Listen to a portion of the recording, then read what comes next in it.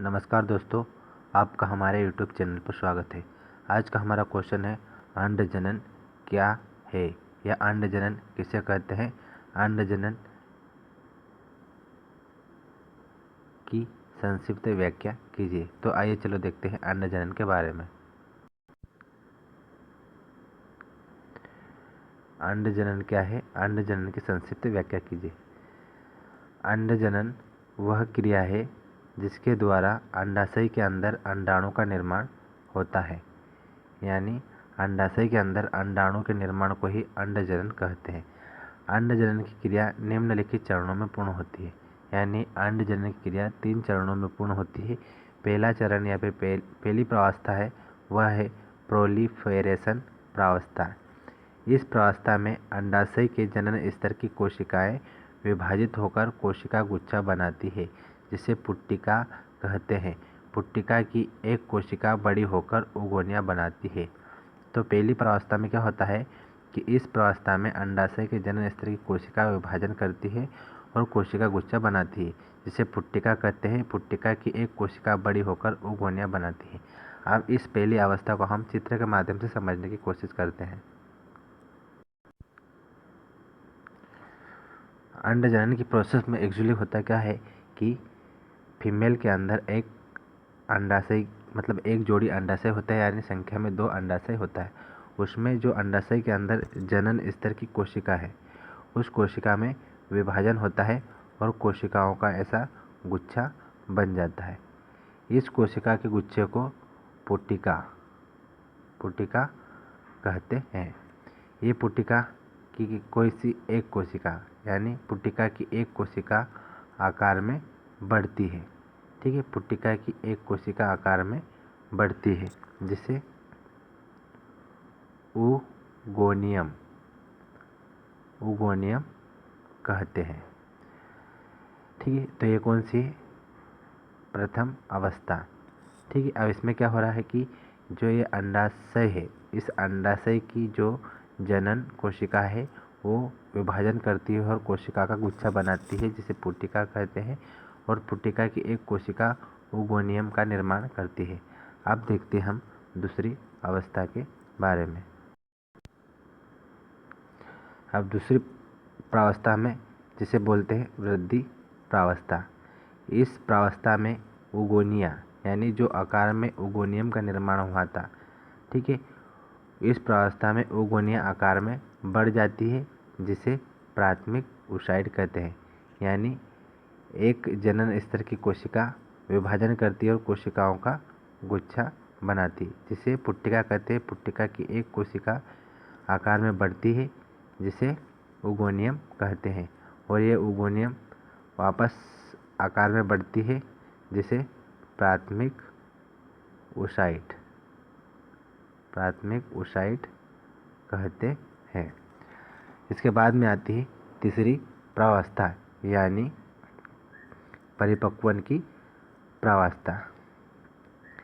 इस प्रावस्था में प्राथमिक ऊसाइड में अर्धसूत्री विभाजन होता है, यानी जो फर्स्ट ऊसाइड कोशिका बनी थी उसमें अर्धसूत्री विभाजन होता है। प्रथम अर्धसूत्री विभाजन असमान होता है, जिसमें से बड़ी कोशिका को द्वितीयक ऊसाइड, यानी जब इसमें अर्धसूत्री विभाजन होता है, जो बड़ी कोशिका रहती है और एक छोटी रहती है। जो बड़ी कोशिका है, जिसमें से बड़ी कोशिका द्वितीयक ऊसाइड, मतलब कि जो बड़ी कोशिका है उसे द्वितीयक ऊसाइड कहते हैं, तथा छोटी कोशिका को ध्रुवीकाय, और ये छोटी कोशिका इसे ध्रुवीकाय कहते हैं। द्वितीयक अर्धसूत्री विभाजन में द्वितीयक ऊसाइड में फिर से असमान विभाजन होता है, जिसमें से बड़ी कोशिका अंड कोशिका का निर्माण करती है। यानी जो द्वितीयक ऊसाइड है इसमें वापस अर्धसूत्री विभाजन होता है, और जो बड़ी कोशिका यहाँ बनती है उसे अंड कोशिका कहते हैं, और जो छोटी कोशिका बनती है उसे ध्रुवी कोशिका। और जो एक छोटी कोशिका थी जिसे ध्रुवीकाय कहते हैं, इसमें भी विभाजन होता है और 2 कोशिकाएं इसके द्वारा भी बनती है। इस तरह से क्या होता है कि 3 ये छोटी कोशिकाएं बनती है जिन्हें ध्रुवीकाय कहते हैं, और एक कोशिका बड़ी बनती है जिसे अंड कोशिका कहते हैं। तो आपको ध्यान में रखना है कि अंड जनन में क्या होता है कि 3 ध्रुवीय कोशिकाएं और एक अंड कोशिका का निर्माण होता है। अब हम थोड़ा इसको चित्र के माध्यम से समझने की कोशिश करते हैं। देखो इसमें क्या होता है कि सबसे पहले अंडाशय के अंदर, ठीक है, जनन स्तर की कोशिका है, वो विभाजन करती है। ठीक है, विभाजन करती है तो क्या करती है, बहुत सारे कोशिका का समूह या फिर गुच्छा बना लेती है, जिसे क्या बोलते हैं अपन, पुट्टिका।